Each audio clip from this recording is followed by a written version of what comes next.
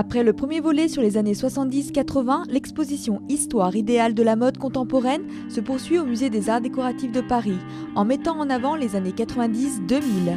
Avec 150 modèles exposés, des images de défilés, elle cherche également à montrer les différents courants et dialogues établis entre les créateurs. Ce n'est pas une exposition chronologique ni historique, c'est pour ça qu'elle s'appelle Histoire idéale, parce que c'est forcément des choix et bon. Donc c'est plutôt une appréhension des différents courants, c'est plutôt une approche des différents groupes de pensée ou de philosophie ou de recherche ou personnelle ou artistique.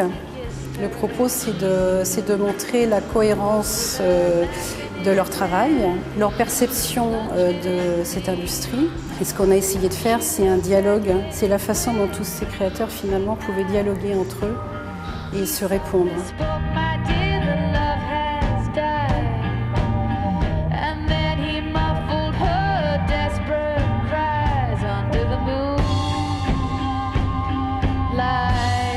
Le visiteur peut suivre l'exposition en se référant à ces groupes, en fait. Voilà. On les a. Donc il y a à la fois des groupes conceptuels, il y a des groupes.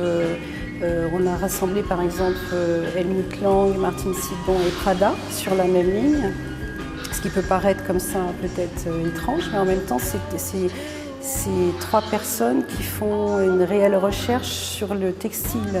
Donc voilà, donc toute l'exposition comme ça est répartie, recoupée par groupe.